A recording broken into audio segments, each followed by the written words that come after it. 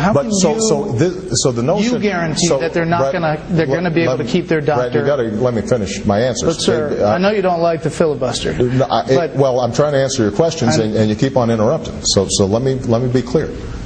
Now, you keep on repeating the notion that it's 1/6 of the economy. Yes, it's 1/6 of the economy, but we're not transforming 1/6 of the economy all in one fell swoop.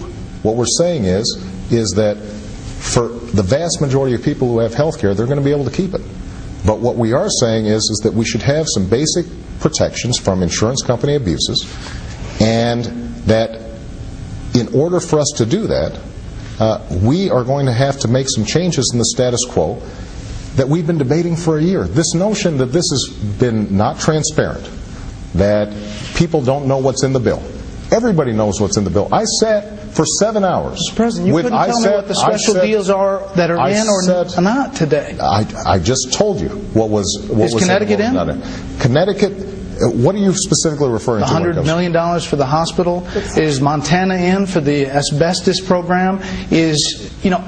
Listen, there are people. This is real money. Absolutely. People are worried about this stuff. And as I said before, the final provisions are going to be posted for many days before this thing passes. But let me get to some more specifics on substance, not process. The only thing I want to say, just to close up, is that when you talk about 1/6 of the economy, this is 1/6 of the economy that right now is a huge drag on the economy.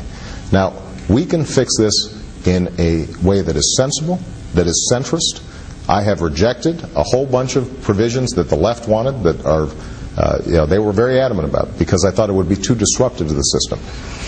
But what we can't do is perpetuate a system in which millions of people day in and day out are having an enormously tough time, and small businesses are sending me letters constantly saying that they are seeing their premiums increase 40-50%. Mr. President, you said Monday that you praised the Congressional Budget Office numerous times. You also said this proposal makes Medicare stronger, and you just said it to me here. Right. That makes coverage better, makes its finances more secure, and anyone who says otherwise is misinformed or trying to misinform you. Right. The CBO has said specifically that the $500 billion that you say that you're going to save from Medicare is not being spent in Medicare, that this bill spends it elsewhere outside of Medicare. So you can't have both. You either spend it on expenditures or you make Medicare more solvent. So which is it? Here's what it does. On the one hand, what you're doing is you're eliminating insurance subsidies within Medicare that aren't making anybody healthier but are fattening the profits of insurance companies. Everybody agrees that that's not a wise way to spend money. Now, most of those savings go right back into helping seniors, for example, closing the donut hole. When the previous Congress passed the prescription drug bill, what they did was they left a situation in which after seniors had spent a certain amount of money, suddenly they got no help and they were stuck with a bill. Now that's a pretty expensive proposition, fixing that. It wasn't paid for at the time that bill was passed. So that money goes back into Medicare, both to fix the donut hole, lower premiums. All those things are important, but what's also happening is each year we're spending less on Medicare overall, and as a consequence, that lengthens the trust fund and its availability for seniors. Your chief actuary for Medicare said this, that cuts in Medicare, quote, cannot be simultaneously used to finance other federal outlays and extend the trust fund. That's your guy. No, and what is absolutely true is that this will not solve our whole Medicare problem. We're still going to have to fix Medicare over the long term. It's $38 trillion Absolutely. in the hole. And that's the reason that we're going to have to, that's the reason I put forward a fiscal commission based on Republican and Democratic proposals to make sure that we have a long-term fix for the system. The key is that this proposal doesn't weaken Medicare. It makes it stronger for seniors currently who are receiving it. It doesn't solve that big structural problem, Brett. Nobody's claiming that this piece of legislation is going to solve every problem that's been there for decades. What it does do is make sure that the trust fund is not going to be going bankrupt in 7 years, according to their accounting rules. So you don't buy the CBO or the actuary, that you can't have it both ways, that you can't spend the money twice. What is absolutely true, and what I do agree with, is that you can't say that you are saving on Medicare and then spend the money twice. What you can say is that we are going to take these savings, put them back to make sure that seniors are getting help on the prescription drug bill instead of that money going to, for example, insurance reform. Now, you call this deficit neutral, but you also set aside the doctor fix, more than $200 billion. People look at this and say, how can it be deficit neutral? Bret, as you well know, the doctor's problem, as you mentioned, the doctor's fix, is one that has been there for years now. That wasn't of our making, and that has nothing to do with my health care bill. If I was not proposing a health care bill, right? Let's assume that I had never proposed health care. But you wanted to change Washington, Mr. President, Bret, and now we're doing it the same way, right? Wait, Bret, let me finish my answers here. Now, if suddenly you've got, over the last decade, a problem that's been built up, and the suggestion is somehow that because that's not fixed within this bill, that's a reason to vote against the bill, that doesn't make any sense.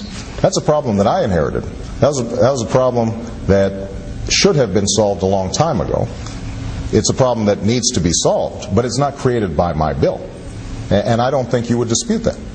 I'm getting the wrap-up sign here. Yeah. Can you be a transformative president if health care does not pass? Well, I think that, look, I came in at a time when we probably had the toughest economic challenges since the Great Depression. A year later, we can say that, although we're still a long way from where we need to be, that we have made the economy stronger. It's now growing again. We have created a financial situation that is vastly better than it was before. And so we're now in a situation in which the economy is growing, moving, and we're reforming areas like education. We're taking steps on energy. We're doing a whole bunch of things out there that are going to create the foundation for long-term economic growth. So if it doesn't pass, does it diminish your presidency? Well, if it doesn't pass, I'm more concerned about what it does to families out there who right now are getting crushed by rising health care costs and small businesses who are having to make a decision, do I hire or do I fix health care? That's the reason I make these decisions. Look, Mr. President, I'm getting wrapped up, and I don't want to interrupt you, but to finish up, do you think this is going to pass? I do. I'm confident it will pass. And the reason I'm confident that it's going to pass is because it's the right thing to do.